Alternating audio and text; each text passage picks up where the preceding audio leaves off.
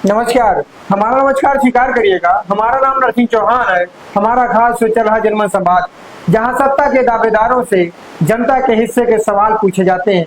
UP addition चल रहा है। यूपी एडिशन में आज के हमारे खास मेहमान हैं समाजवादी पार्टी के नेता, अमेठी, रायबरेली, सलवन विधानसभा के क्षेत्र के देवेंद्र भीमराज जी, जो समाजवादी पार्टी के नेता हैं और 2027 के प्रबल दावेदार भी हैं सलवन विधानसभा से। हमारे साथ बातचीत में मौजूद हैं। बहुत बहुत स्वागत भैया। स्वागत। कैसे हैं आप? बहुत अच्छा है, सब बढ़िया है। चुनाव की जो तैयारियां हैं और जो सुगबुगाहट है पूरे प्रदेश में बहुत तेजी से चल रही है, और उसमें एक सीट जो है आपकी सलवन विधानसभा जी क्षेत्र से आप हैं। बड़ी तेज से चर्चाएं हैं देवेंद्र भीमराज जी की, क्या है खासियत? ये माननीय राष्ट्रीय अध्यक्ष जो हम सबके भाई अगुआ हैं और पीडीए के नायक हैं, जिनके मार्गदर्शन पर हम लोग काम कर रहे हैं। माननीय जिला अध्यक्ष जी हमारे जो ऐसा मार्गदर्शन करते हैं, हम लोग बहुत तेजी से लोगों के बीच में जाने का काम कर रहे हैं। पीडीए पंचायत के जो है माध्यम से लोगों से जुड़ने का एक संवाद बनाने का हम लोग कोशिश कर रहे हैं।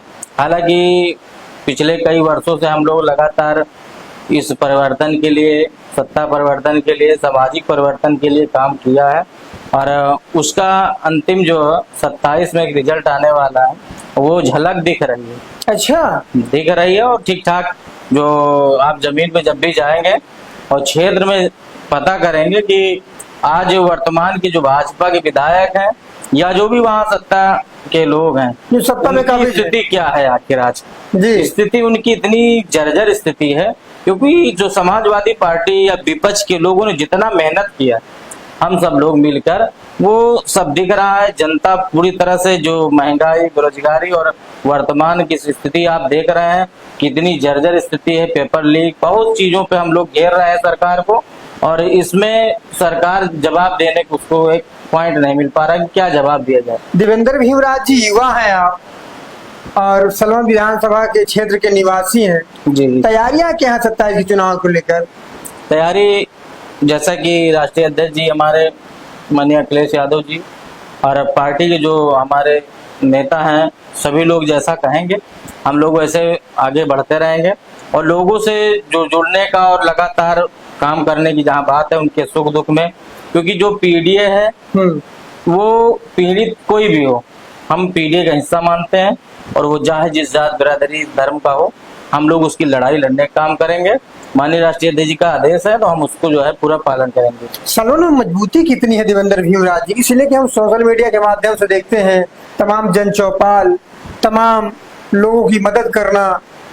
जी, क्या है मजबूती? यही है, आप देख सकते हैं कि वर्तमान के भाजपा के विधायक लगातार हमारे बारे में, तो वो उनकी जो छटपटाहट है, जो बौखलाहट है, वो बता रहे हैं कि देवेंद्र भीमराज की तरह मजबूत। वो डर रहे हैं, क्योंकि जितना हम लोग जमीन पे काम कर रहे हैं, लोग जितना जुड़ रहे हैं, समाज जितना जुड़ रहा है, उनको जो है घबराहट हो रही है सत्ता से बाहर बेदखल होने की। वो डर रहे हैं कहीं हमको उखाड़ फेंक न दे 27 में, इसकी डर है। और जो और लोग भी हैं जो दावेदारी करने की कोशिश कर रहे हैं, वो जमीन पे काम किए नहीं है, वो लोग नए नए वही बरसाती मेढक की तरह आ रहे हैं, और वही बारिश में टर टर करने के लिए मेढकों की तरह। ऐसे लोगों को, नेताओं को जो है जनता पसंद नहीं कर रही। इस बार जमीन पे जो हक अधिकार की लड़ाई लड़ता हो, जो समाज के हक हुकूक की बात करता हो, उसे इस बार चुनेगी। इसलिए सभी नेता घबराए हुए हैं, और हम सब लोग जहाँ पर जिसके ऊपर बैकग्राउंड में कोई पारिवारिक राजनीतिक बैकग्राउंड न रहा हो, जिसके पीछे कोई खानदानी बहुत बड़ा नाम ना हो, तो गरीब किसान के घर से निकलना और इतनी दूर तक पहुंचना किसी को हजम नहीं हो रहा। नहीं तो आप सोचिए, जहाँ किसान का लड़का हो। क्यों पीछे पड़ गए? इसलिए कि देवेंद्र भीमराज जी कभी ना राजनीतिक खानदान से आते हैं, बैकग्राउंड भी नहीं है, और वो तो लगातार दूसरी बार विधायक हैं, और प्रदेश और देश में लगातार भारतीय जनता पार्टी की सरकार है। देवेंद्र भीमराज जी कौन है जो उनका विरोध करेंगे अशोक कोरी जी? अब यही तो उनको समझना है, और आप इस बात के लिए बारीकी समझ सकते हैं कि उनके जितने समर्थक हैं सारे पीछे पड़े हुए हैं। सोशल मीडिया से लेकर सारी जगह विरोध करने का काम कर रहे हैं। विधायक अपनी आरडी से हमारे पर्सनल व्यक्तिगत परिवार के ऊपर भी जो है कटाक्ष कर रहे हैं। मैं उनकी जो है छोटी और संकीर्ण मानसिकता को समझ सकता हूँ कि राजनीतिक उनका कोई कैरियर कोई व्यवस्था तो है नहीं, न संघर्ष करके आए हैं। वो अपने पिताजी के संवेदना में जीते हुए हैं, विरासत की। और विरासत में जब कोई चीज मिलती है ना तो उसे संघर्ष करके आया नहीं होता, उसको पता नहीं होता कैसे मिल क्या है, ये इसकी वैल्यू क्या है। तो ये उनको पता नहीं है क्या करना है। तो समझ रहे हैं अशोक कोरी जी ना कि देवेंद्र भीमराज एक युवा लड़का है, उसका कुछ उसकी छवि भी सलवन विधानसभा में कुछ नहीं, क्रेज नहीं है। अब सबसे बड़ी चीज आप उनका विरोध करते हैं। विरोध मैं नहीं करता, उनकी गलत नीतियों का विरोध करता हूँ। मैं व्यक्तिगत किसी का विरोधी नहीं, पहली चीज। दूसरी चीज, कोई भी नेता हो यदि वो समाज के हक हुकूक की बात करेगा और सही कार्य करेगा, मैं उसका समर्थन करूंगा, कोई भी पार्टी का हो। लेकिन जहां मैं देख रहा हूं कि सत्ता में होते हुए किसी जात बिरादरी या कुछ गरीब आदमियों को जो कमजोर है उसका साथ न देकर आप जो मजबूत और ताकतवर लोग हैं उनके साथ खड़े हो जा रहे हैं। आप न्याय से वंचित कर दे रहे हो गरीबों को, थाने का पुलिस प्रशासन के जो है माध्यम से दबाव बना दे रहे हो और कोई न्याय ना पाए इसके लिए आप लोग जो है लगे हुए। तो उसके लिए विरोध है, ना कि व्यक्तिगत अशोक कोरी का विरोध है। नहीं, किसी भी प्रकार से मैं किसी व्यक्तिगत नेता का विरोध नहीं करूँ, उसके परिवार पे कोई टीका टिप्पणी नहीं करूंगा। ये मेरा जो है कल्चर नहीं है, हमारे बाबा साहब का जो विचारधारा है हम लोग उस पर चलने वाले लोग। समाजवादी पार्टी के मूल जो विचारधारा है वो सिद्धांत की रही है, कभी किसी के व्यक्तिगत चीजों पे नहीं रही। माननीय राष्ट्रीय अध्यक्ष जी ने अभी राम मंदिर में जो चंदा चोरी हुआ है उसकी सबसे पहले जो है उन्होंने आवाज उठाई और ये चंदा चोरी को जो है खुलासा किया। और जैसे ही खुलासा किया, जो चंदा चोर हैं जो लूट रहे हैं और आस्था के नाम पर इस तरह का लूट किया जा रहा है, लूट हो रही है, लूट ही है और ये डाका डाला जा रहा है। उसकी जो है पोल पट्टी जब माननीय अखिलेश यादव जी ने खोली, हमारे राष्ट्रीय अध्यक्ष जी ने, तो ये लोग बौखला कर, मैं तो क्या, मेरे ऊपर जो टीका टिप्पणी होती, मैं तो छोटा आदमी हूँ, मेरा कोई अभी राजनीतिक बहुत बड़ा सफर नहीं है, हम लोग छोटे लोग हैं, अभी एक सैनिक हूँ समाजवादी का। हमारे ऊपर जो होता है अलग बात है। माननीय राष्ट्रीय अध्यक्ष जी के व्यक्तिगत परिवार के ऊपर इन्होंने टिप्पणी करना शुरू कर दिया क्योंकि बौखलाहट है भाजपा आरएसएस की। और उनकी बेटी के ऊपर बताइए इस तरह की जो है टिप्पणी करी गई जो अशोभनीय। आप हुई मंदिर में चोरी हुई, कई सौ करोड़ का मामला है, एक स्थानीय नेता सलवन विधानसभा आसपास ये भी अवध का ही क्षेत्र लगता है, कैसे देखते हैं आप इसको? ये लोग जो है राम मंदिर हो या कहीं भी कुछ भी हो, ये लगातार हर बात में जो है मुगल ले आते हैं, हर बात में हिंदू मुस्लिम ले आते हैं, पाकिस्तान हिंदुस्तान करने लगते हैं। इनके पास और कोई मुद्दा है नहीं। और ये जो चंदा चोरी कर रहे हैं जितने लोग भी, इनकी जुबान नहीं खुल रही। अब एसआईटी गठन कर दिया, एफआईआर नहीं कर रहे थे, बहुत दबाव में एफआईआर हुई।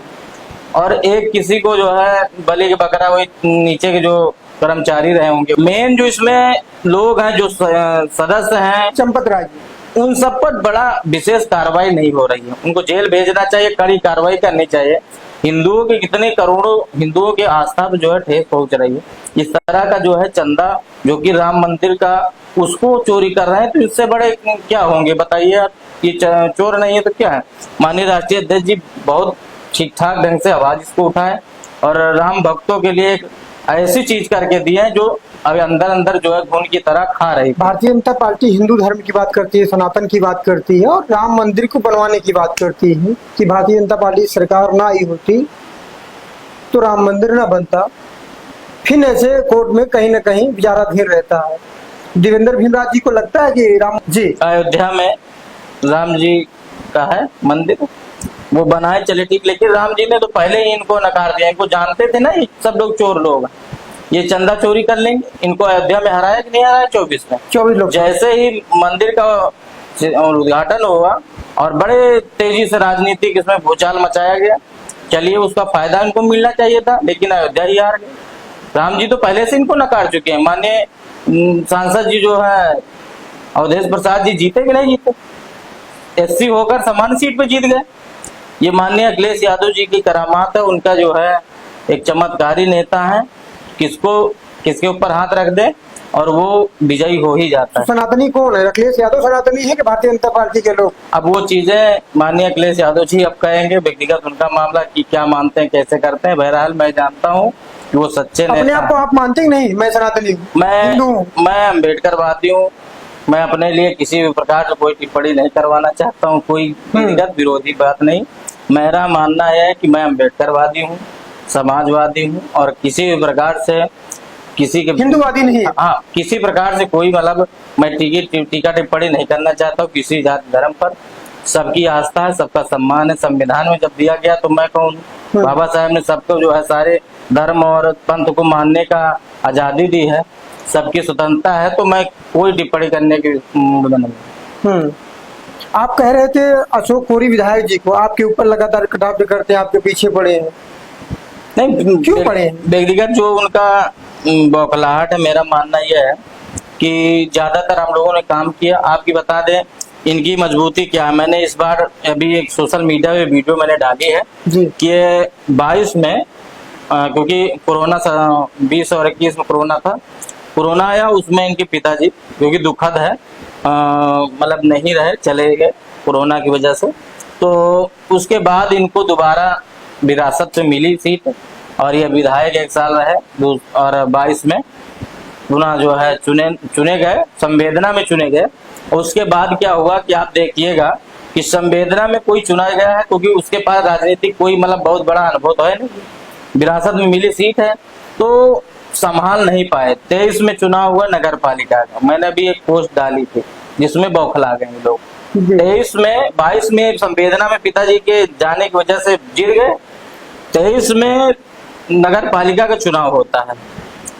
विधानसभा सलोन के अंदर 3 नगर पंचायत है, एक सलवन है, परसदेपुर है और नसीराबाद, 3 नगर पंचायत है। तीनों नगर पंचायत में मैं आपको बता दूं कि जितने प्रत्याशी इन्होंने उतारे, अशोक कोरी ने, विधायक ने जितने प्रत्याशी उतारे, उन सभी प्रत्याशी चौथे नंबर पे चले गए। अच्छा, भाजपा की भद पिट गई और इनके वो प्रत्याशियों का पतन नहीं था जी, उनकी हार नहीं थी, ये करारी हार अशोक कोरी की थी, विधायक की थी। माननीय विधायक जी को खुद पता चल गया कि हमारी ताकत क्या है। आप बताइए, नगर पंचायत जो रस्तोगी जीता हुआ है सलोन में, वो भी निर्दल जीत लड़ा था, चौथे नंबर पे इनका प्रत्याशी चला गया, आप गूगल देख सकते हैं जी। नगर पंचायत परसदेपुर में जिनको इन्होंने लड़ाया वो तीसरे चौथे पे चला गया, निर्दल प्रत्याशी जीत गया। प्रमुख कोई निर्दल जीतता है तब भी वो भाजपा में जाना है क्योंकि सत्ता से विरोध में नहीं कर सकता। नगर पंचायत नसीराबाद में भी इनका जो प्रत्याशी था वो हार गया, निर्दल प्रत्याशी जीत गया। अध्यक्ष जी यदि हमारी ताकत देखेंगे, उनको लगेगा कि ये लड़ाने योग्य है, सही है देवेंद्र भीमराव, तो लड़ाएंगे, उनका आशीर्वाद मिलेगा तो लड़ा जाएगा। हमारे कहने का मतलब है वो जो दैनिक भास्कर की जो आप बात कर रहे हैं वो रिपोर्ट जारी करी गई थी अभी 1.5-2 महीने पहले। उसमें यह हुआ था कि हम लोगों को तो पता नहीं चला कि कौन कर रहा है, क्या कर रहा है, क्योंकि ये सब अपने ऑफिशियल तौर पे किया गया और सब सोशल मीडिया पे ही था, हमारा मानना है। तो ज्यादा हम सोशल मीडिया बहुत ज्यादा दौर नहीं कर पाए। तो वो दैनिक भास्कर का रिपोर्ट आई तो उसमें पता चला कि 38% हमारा था, समाजवादी पार्टी में टिकट जो मांगने वाले और बाकी कई लोग हैं, क्योंकि मांगने वाले तो ज्यादा लोग ही हैं। तो अच्छा था, सोशल मीडिया ने और हमारे क्रांतिकारी साथी जो है, जो जहाँ की जनता है वो चाहती है, तो हम लोग भी आगे मौका मिलेगा। ऊपर पार्टी में जो भी लोग हैं, यदि सर्वे के आधार पे, चीजों के आधार पे उनको लगेगा कि लड़ाने योग्य है तो लड़ाएंगे, मौका मिलेगा तो लड़ा जाएगा मजबूती। अशोक कोरी भी दलित समाज से आते हैं, आप भी आते हैं, क्यों बगावत हुई? बगावत यह है ना कि समस्या हमको इस बात की है कि जैसे कि अभी धरई में एक मामला हुआ है, अभी हाल ही में 18 जून का मामला है, महिलाओं को मारा गया। अमित शुक्ला है, कई लोग उधर के भाजपा के सब लोग हैं, उनको मारा, सर फट गया एक महिला की, एक का वहाँ फ्रैक्चर हो गया, दूसरे के भी फ्रैक्चर हुआ, 3-4 महिलाओं को बड़ी बुरी तरह से मारा गया है। आपको मैं वीडियो फोटो भी उपलब्ध करा दूं, देख लीजिएगा। उसमें पूरी लाठियां बनी हुई है, पूरी जहां जहां मारा गया जी, सर फटा हुआ है पूरा। यहाँ नसीराबाद थाना लगता है, नसीराबाद थाने की प्रशासन मेडिकल तक नहीं करा पाती है और दूसरे दिन सर फटने के बाद सर फटा, हाथ टूटा, सारी फ्रैक्चर हो गए, मारा पीटा गया, पूरे शरीर में निशान बने हुए हैं। पर प्रशासन इतना दबाव में है भाजपा विधायक के कि दूसरे पक्ष से इतना दबाव में है कि वो जो है इनका मेडिकल तक नहीं कराया, सिर्फ कहा कि जाके अपने आप से दवा करा लो। कोई दवा का यहाँ जो है आश्रम खुला है क्या, यहाँ बैठे हो, भगा दिया रात की। ये ऐसो वहां के कह रहे हैं कि यहाँ कुछ नहीं होगा, जाइए दवा ववा कराइए अपने हिसाब से। वहां से भगा दिया रात के 11-12 बजे। अशोक कोहरी जी के विधायक दबाव में इसलिए क्यों कह रहा हूँ, क्योंकि दूसरे ही दिन, जिस दिन शाम को झगड़ा हुई, दूसरे ही दिन जो है एप्लीकेशन दोनों पक्षों ने दिया, मगर मुकदमा किसी का नहीं लिखा गया, मेडिकल नहीं हुआ, कुछ नहीं हुआ। दूसरे दिन उसी मामले में जहां जमीनी विवाद थोड़ा बहुत था, जो भी था, उसमें 3 घंटे दोपहर में खड़े होकर विधायक, खुद मेरे पास वीडियो है, एक तरफ से जाकर पूरा जेसीबी लगवाकर कब्जा करवा दिया। ना कोई किसी प्रकार से कानून से मतलब है, वो बल्कि कोर्ट में चल रहा था, कोई मसला नहीं। आप विधायक खुद 3 घंटे धूप में खड़े होकर जेसीबी चलवा के और पूरा जो है कब्जा करवा दिया। लेकिन नियमबद्ध और विधि के हिसाब से लोगे, प्रशासनिक जो प्रक्रिया उसके हिसाब से लोगे। ये कौन सा है कि आप विधायक है, आप लेखपाल को डांट डपट के बुला लिए, 2-3 थाने की पुलिस बुला लिए, खड़े होकर जेसीबी चलवा दिए, चलवा कर जो है 3 घंटे धूप में खड़े होकर उन्होंने एक तरफ जाकर पूरा कब्जा करवा दिया। और दूसरे पक्ष से जो पासी समाज की महिलाएं, उनके पक्ष से ये पूछने नहीं गए कि कहाँ हाथ टूटा है, कहाँ सर फटा है, और सारा मामला जो है तरफा करके चले गए। और आज तक 18 से आज 28 29 तारीख है, आज तक एक FIR तक दर्ज नहीं हो पाई, मेडिकल तक नहीं करवा पाई प्रशासन। और मैंने बात की, हमारे जो है जिलाध्यक्ष माननीय इंजीनियर वीरेंद्र यादव जी ने SP महोदय से भी बात करी, लेकिन उनका लोगों का कहना है कि तीनों महिलाएं गिर गई थी विवाद में, कोई मारा नहीं है। जो ऐसो कह रहे हैं, हमारे पास सारे रिकॉर्ड है, ऐसो कह रहे हैं कि वो महिलाएं गिर गई थी, जो है वहां बगल में गिर गई थी, इसके लिए सर फट गया, हाथ टूट गया, 2-2 लोगों का शरीर में जो लाठियों के निशान है, उसको कह रहे हैं सब गिरने से हुआ। इतना ज्यादा चापलूसी कभी हमने किसी पुलिस को नहीं देखा इस तरह करते हुए, चाहे जिसकी सत्ता रही हो। जहां भी हमारी समझ है, मुझे लगता है इतना दबाव कभी नहीं हुआ, इतना ज्यादा अन्याय गरीबों के साथ हो रहा है।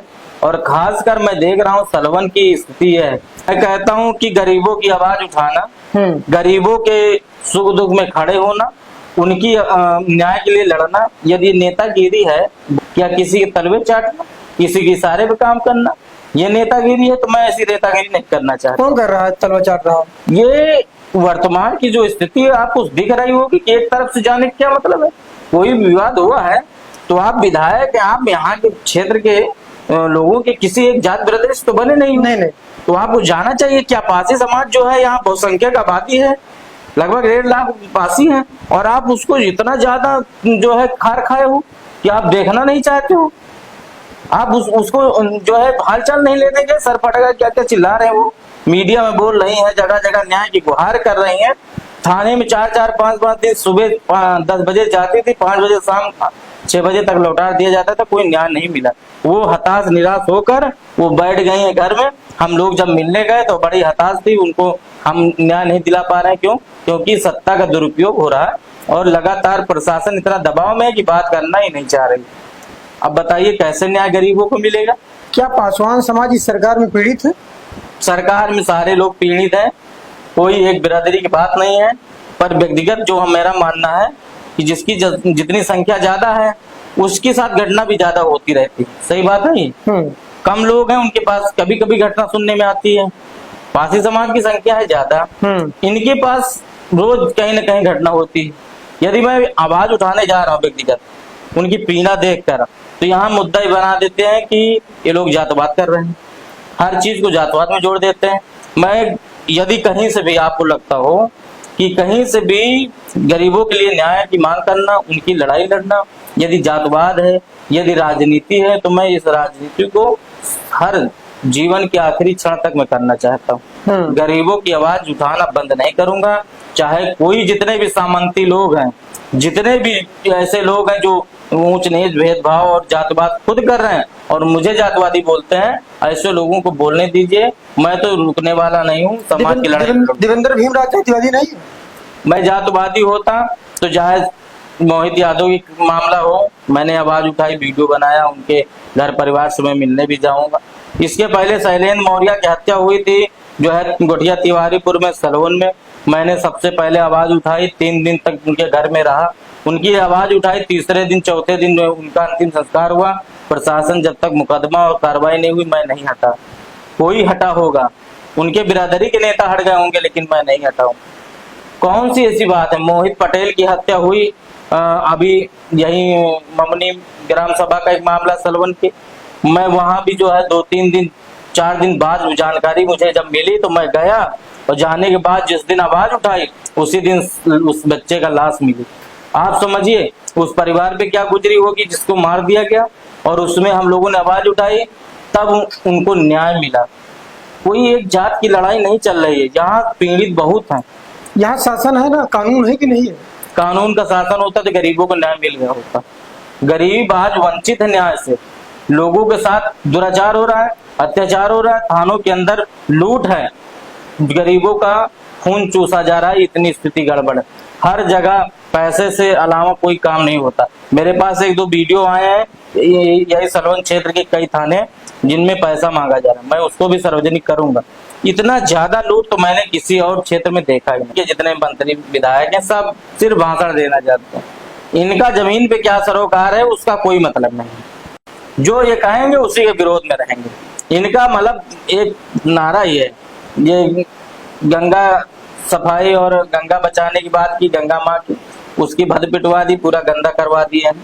ये गौ माता की बात कर रहे हैं, गौ माता की भद पिटवा दिए हैं, पूरी भूखे प्यासे सब हर एक गौशाला में देखिए मरी जा रही हैं। कोई काम नहीं इन्होंने किया, जो कहा उसके विरोध में किया। आज 2 करोड़ नौकरी की बात करने वाले मोदी जी आज इतना पेपर लीक करवा दिए हैं कि लोग सिर्फ पेपर दे रहे हैं, उनके भविष्य का पूरा चौपट हो गया। ये जितना भी महंगाई के लिए आए थे, महंगाई के विरोध में 35 रुपए का पेट्रोल देने वाले लोग आज बताइए 60 रुपए में बताते थे महंगा है, और 100 के ऊपर हटा दिए हैं, अभी महंगा नहीं है। देवेंद्र जी, हम सलवन की बात कर रहे हैं, अगर मौका मिल गया देवेंद्र भीमराज जी को, युवा हैं और अखिलेश यादव जी भी अपने आप को कहते हैं कि युवा हैं, अगर पार्टी ने भरोसा जताया, आपको मौका दे दिया, तो यहाँ की दशा और दिशा क्या होगी? मैं आपको बता दूं, मेरा सबसे बड़ा फोकस इस बात के लिए है कि मैं चुनाव, तो मुझे मौका मिला तो मेरा चुनाव तो सिर्फ जनता लड़ेगी, मैं किसी ठेकेदार के भरोसे तो नहीं हूँ। मेरी पार्टी के लोग हैं जो कर्मठ पदाधिकारी कार्यकर्ता हैं, वो और हमारे क्रांतिकारी साथी और यहाँ की जनता, वो खुद चुनाव लड़ेगी। आपने बीच में कहा सामंतवादी, और अब चुनाव लड़ रहे हैं, अपने क्षेत्र में जा रहे हैं, सबका वोट चाहिए कि नहीं? सामंतवादियों का वोट से कोई मतलब नहीं है। ऐसे लोगों को मैं साथ लेना ही नहीं चाहता हूँ जो अत्याचार गरीबों को करता है, जो लोगों के साथ दुराचार करता है, किसी की गलत बहन बेटियों के साथ गलत करने की नियत रखता है। ऐसे लोगों को मैं कहीं भी रखना नहीं चाहता और किसी भी प्रकार से उनका साथ भी नहीं चाहिए। मेरा मानना यह है कि मैं उस सामंतवाद के खिलाफ लड़ रहा हूँ, उस सोच के खिलाफ लड़ रहा हूँ जो गरीबों को नीचा दिखाता है, गरीबों के साथ शोषण करता है। हम उस हर एक जात बिरादरी के साथ हैं जो पीड़ित है, और जो माननीय राष्ट्रीय अध्यक्ष जी ने भी कहा है कि जो पीड़ित है वो पीडीए का हिस्सा है, और हर पीड़ित चाहे जिस समाज से, चाहे जिस समाज का हो, कोई भी समाज का हो, वो पीड़ित है। यदि कोई उसके साथ दबंगई, कोई भी मारपीट, कोई किसी प्रकार शोषण किया है तो वो समाजवादी का जो पीडीए है वो लड़ाई लड़ने का काम करेगा। हम दो लड़ेंगे इसके लिए। कैसे लड़ेंगे सलवन में फिर? जो फॉर्मूला है माननीय राष्ट्रपति जी ने कहा है उस हिसाब से हम लोग आगे बढ़े। 100 दिन का रोड मैप क्या होगा आपका? ये देखिए, हमारे लोगों जो आज के समय में जो भी चीजें हम लोग देख रहे हैं वो पूरी तरह से हम लोग काम करने की कोशिश है। यदि मौका मिला, सरकारें हमारी लोगों की बनेगी, तो सबसे पहले शोषण जो थानों में हुआ, जो लोग गरीबों से उनके गाड़ी कमाई के जो है पैसा लूट रहे हैं, जो कोई भी यदि जमीन 10 बिस्वा है उसके पास, तो उसको इतना विवादित कर देते हैं कि एक नई चप्पल पहन के वो जाएगा, शुरू करेगा लड़ाई, उसकी चप्पल घिस जाएगी और न्याय नहीं मिलेगा। इन सभी गरीबों की छोटी मोटी जो व्यवस्थाएं हैं, जो गड़बड़ है, जहां से ज्यादा प्रभावित है बहुसंख्यक जो गरीब है, उसको जो है उनकी लड़ाई लड़ने का काम करेंगे। आपके नेता समाजवादी पार्टी के मुखिया अखिलेश यादव का बयान आता है कि ये 27 जो चुनाव है वो आखिरी चुनाव होगा लोकतंत्र का। ये बहुत सोच समझ के जिम्मेदारी के साथ माननीय राष्ट्रपति जी ने कहा है। वो बिहार का चुनाव हो, बंगाल का चुनाव हो, या जो भी देश में चुनाव हुए, अभी हाल ही के जितने चुनाव हुए, उसमें आपने देखा होगा कि जो पश्चिम बंगाल का चुनाव है वो लूटा गया पूरे चुनाव को, चाहे फोर्स लगा के जैसे भी करके वो पूरी तरह से लूटा गया जबरन। और उसके बाद जब जांच या किसी प्रकार से कोर्ट कचहरी का मामला जब भी फंसा, उन्होंने ईवीएम को ही जला दिया। अभी आपने सुना होगा हाँ, देखा 4000 में ये सारी जला दी। क्यों? ये सारा षड्यंत्र है। कौन इस मामला देश है? में कुछ जांच बचा बैठी है नहीं इस पे? है, इसमें कुछ बचा ही नहीं। लोकतंत्र जैसा कुछ चीजें अब लग ही नहीं रहा। ये आरएसएस पूरी तरह से देश में कब्जा कर लिया है और भाजपा को जिस हिसाब से नचाता, जो प्रक्रिया बताता है, भाजपा उस हिसाब से काम कर रही है। और ये लोग देश में लोकतंत्र को खत्म करना चाह रहे हैं, संविधान को खत्म करना चाह रहे हैं। और लोकतंत्र संविधान जिस दिन नहीं रहा तो जितने भी दलित पिछड़ा अल्पसंख्यक है, जो 85% 90% का समाज है, जिनको हक हुकूक से पहले भी वंचित किया गया है, इसी सामंतवाद ने शोषण किया है, वही दोबारा से ये लोग लाना चाह रहे हैं। इनका पूरा उद्देश्य दूसरे विषय पे चल रहा है। ये पूरी तरह से लोगों को गुलाम बनाना चाह रहे हैं, पहले की स्थिति पैदा करना चाह रहे हैं, जिसके खिलाफ माननीय राष्ट्रीय अध्यक्ष जी ने कहा कि ये लोकतंत्र का आखिरी चुनाव होगा, जो यूपी का चुनाव होने वाला 27 में। यदि सभी लोगों को एक आखिरी मौका मिला है, इस बार मजबूती से पीडीए को जिताइए और पीडीए के हिस्सेदार बनिए और इस लड़ाई को बड़ी मजबूती से आगे बढ़ाइए, वरना लोकतंत्र में दोबारा वोट देने का हक नहीं मिलेगा हम लोगों को। देवेंद्र जी जिस विधानसभा से आते हैं, न राजनीतिक बैकग्राउंड भी नहीं है, न पापा आपके न आप, जो मौजूदा विधायक है बड़ी ताकत में है, अशोक कोरी जी पूर्व विधायक रहे, उनके पिताजी भी विधायक रहे, वो भी मौजूदा विधायक है, बड़ी ताकत है। अपने आप को कैसे देखते हैं, कहाँ है, कैसे लड़ पाएंगे? मैंने अभी एक पोस्ट किया था पत्रकार महोदय, उसमें इनका जो काम है, जो इनके साथ जो चीजें, आपको आकलन लग जाएगा उसमें। ये इनके पिताजी नहीं रहे वो कोरोना में, वो आपको बताया। उसके बाद ये 22 में संवेदना में जीते, 23 में नगर पालिका में जितने लोगों को इन्होंने लड़ाया वो सारे लोग चौथे नंबर पे चले गए। अच्छा, बारी बारी सब हार गए। गूगल आप देख सकते हैं खोल के, सारी चाहे नगर पालिका, नगर पंचायत सलवन रही हो, फतेहपुर रही हो और ये नसीराबाद, तीनों नगर पंचायत में इनके प्रत्याशी जो भाजपा से लड़े थे विधायक जी के, जिनमें अपनी प्रतिष्ठा लगा के घर घर वोट भी मांगा था जी, लेकिन वो चौथे नंबर पे चले गए, भद्द पिट गई भाजपा की और सब निर्दल जीत गए। आप समझिए, ये चमत्कार नहीं है, इनका फेलियर है, इनकी लोकप्रियता का अंत है जो आप देख रहे हैं। ये चुनाव हुआ, मैं इसको बनावटी तो नहीं कह रहा हूँ, आप रिजल्ट देख सकते हैं। दूसरी चीज, 23 के बाद 24 आया जो देश का बड़ा चुनाव है, लोकतंत्र का, लोकसभा का चुनाव है, जिसमें स्मृति ईरानी जी जो पहले जीती हुई थी 19 में, 24 में लड़ने आई। 24 में जब इनके भरोसे सलोन को छोड़ दिया गया और सलोन में विधायक जी के चेहरे पर, विधायक जी की जिम्मेदारी पर चुनाव हो रहा था। और आप देख लीजिए 24 में क्या है, गूगल करिए, देखिए लगभग 50,000 से अधिक वोटों से कांग्रेस से हार गए। इंडिया गठबंधन से है, लगभग 50,000 वोट से सिर्फ सलवन से हारे और लगभग 1,67,000 और लगभग 1.5 लाख से भद पिटवा दिया। सारी जो विधानसभा थी, सारी विधानसभाओं में सबसे बुरी हार सलवन की थी। ये 24 की बात है। अब 26 में चुनाव आने वाला था, पंचायती चुनाव, इनकी हिम्मत नहीं पड़ रही कि पंचायती चुनाव करा दे। पंचायती चुनाव में इनकी भद पिटने वाली थी। इनकी लोकप्रियता कहीं नहीं है। ये जिस हिसाब से किसी के और के कहने पर गरीबों का हक हुकूक छीन रहे हैं, उनकी जमीनों पर कब्जा करवा रहे हैं, लगातार इनके लोग, इनके गुर्गे जो है लगातार जाके गरीबों की जमीनों पर कब्जा कर रहे हैं, अधिकारियों को दंड फंड करके ये लोग जो है सारा मामला कर रहे हैं। मैं देख रहा हूँ, सारा रिकॉर्ड मेरे पास। आप कैसे लड़ेंगे? हम लड़ेंगे इस हिसाब से कि इनकी मजबूती इस तरह की है कि हम लोग विपक्ष में रहकर न कोई ताकत है न कोई पैसा है, तब भी हम जनता से अपील किए, गांव गांव गए, इनको 23 में जो नगर पंचायत में हारे, 24 में भी हारे, अब आने वाले पंचायत चुनाव होता तो इनकी जितने लोग इनके चिन्हित होते उनकी दुर्गति हो जाती, इसलिए ये लोग नहीं लड़ा रहे। अभी तो पता लग रहा है कि नहीं होगा। और ये विधानसभा का फेस कर रहे हैं चेहरा, ये चेहरा नहीं दिखा पा रहे, इनको डर लग रहा है हमसे, इसलिए लगातार मेरे व्यक्तिगत जीवन से लेकर हमारे परिवार से लेकर सब में जो है कटाक्ष कर रहे हैं, उनके ऊपर गलत तरीके की टिप्पणी कर रहे हैं, आप उलझा रहे हैं। आप देवेंद्र भीमराव जी है कौन? मैं समाज की वो आवाज हूँ जिसको ये दबाना चाह रहे हैं। पीडीए समाज की मैं वो आवाज हूँ जो लगातार लोगों के सुख दुख में खड़ा है, सलवन की एक गरीबों की आवाज बनकर खड़ा है। उनको डर है कि ये कहीं किसी भी प्रकार से कहीं से मौका इसको मिल गया तो कहीं टिकने वाले नहीं। अभी दबी आवाज में तो ये भी सुनने में आ रहा है कि देवेंद्र भीमराव जी कहीं चेहरा बन गए समाजवादी पार्टी के, तो इनको भाजपा से टिकट ही नहीं मिलेगा। अच्छा, टिकट ही नहीं मिलेगा, ये दबी आवाज है, आप सर्वे करवाइए क्षेत्र में जी। इनको टिकट नहीं मिलेगा। इतना कद बढ़ गया है देवेंद्र भीमराव जी का। ये लोग जानते हैं, क्षेत्र जानता है। मेरे कहने से मतलब लगेगा कि मैं मुआ मिट्टी खुद का अपने आप को बोल रहा हूँ, ऐसा नहीं। आप क्षेत्र में जाएंगे, लोगों के गरीबों के पास जाइएगा, उन लोगों को नहीं जो दूसरे का खा के बैठे हैं, वो तो जो है इनकी दलाली में लगे हैं, इनकी दलाली का खा रहे हैं, तो वो उनकी बात करेंगे।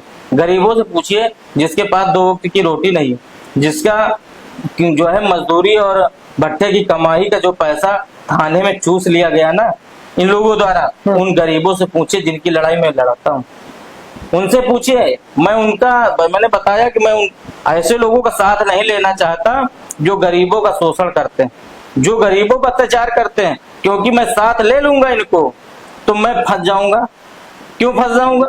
इनका साथ लूंगा और मैं हालांकि जीत भी गया तो ये काम नहीं करने देंगे, गरीबों को न्याय नहीं पाने देंगे, तो शोषण करेंगे और साथ दिए रहेंगे तो मुझे दबाव बनाएंगे। मैं ऐसे लोगों को लेना ही नहीं चाह रहा जो गरीबों पे अत्याचार करते हैं।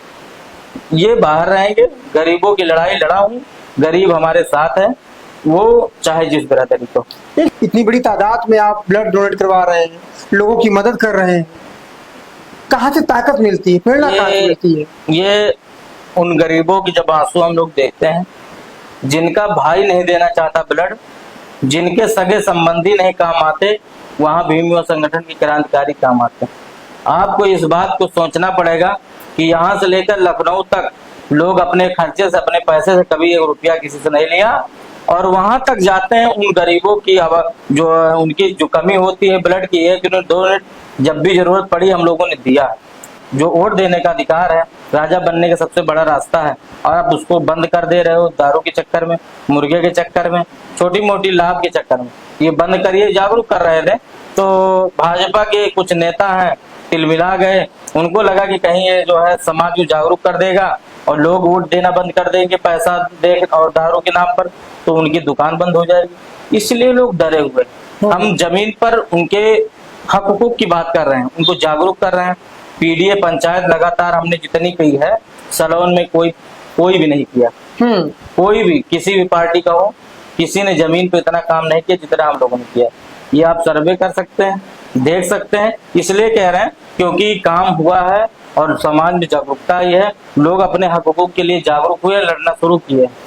समय देने के लिए देवेंद्र भीमराव जी बहुत बहुत धन्यवाद। धन्यवाद आपका।